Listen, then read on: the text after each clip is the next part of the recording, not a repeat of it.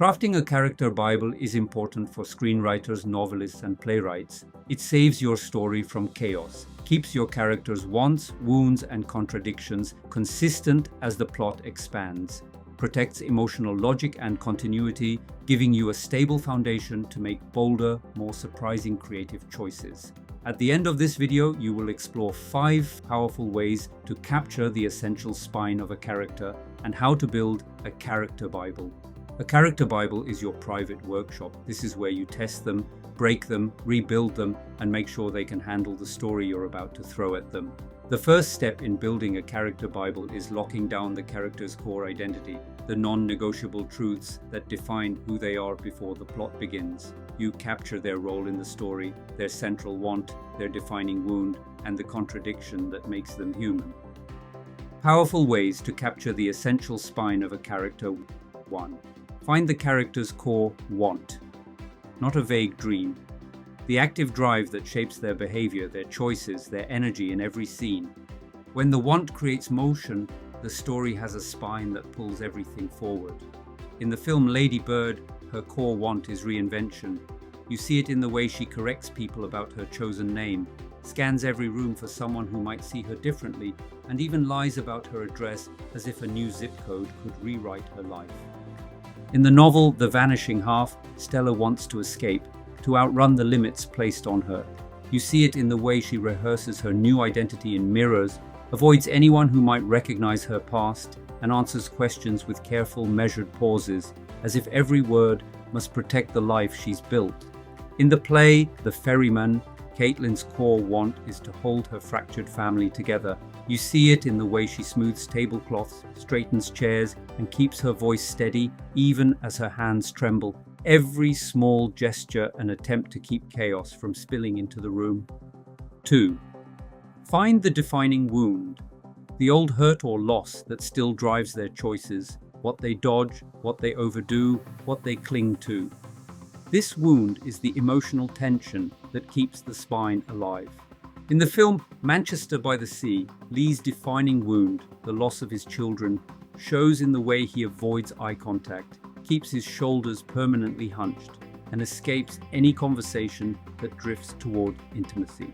In the novel A Little Life, Jude's wound is the childhood abuse that still shadows every move he makes. He hides his scars, recoils at unexpected touch, and apologizes before he even speaks, like he's preparing for a punishment that isn't coming, but still rules him.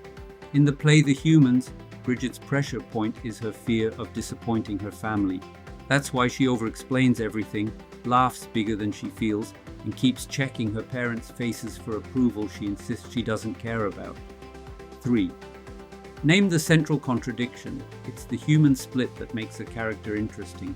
The bravery wrapped in self-protection, the warmth hiding fear, the competence masking insecurity. This tension is what gives the spine depth. In the film Past Lives, Nora is split between the life she chose and the life she lost.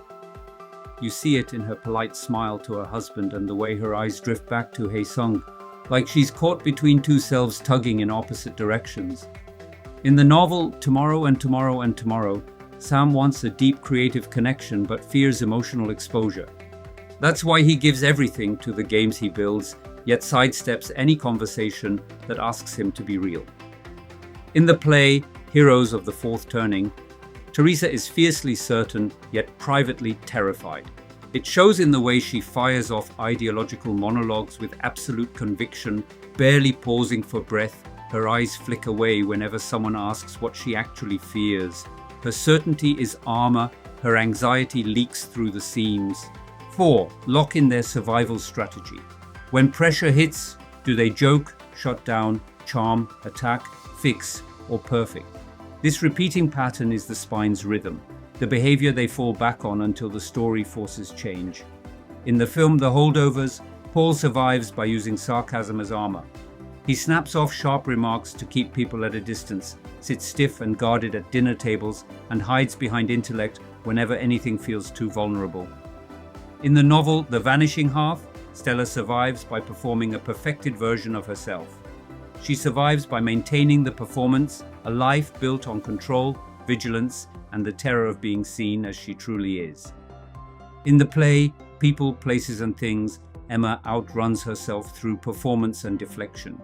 You see it in the way she cracks jokes too quickly, talks too fast, and shifts personas mid-sentence as if reinvention can erase consequence. 5. Lock in their function.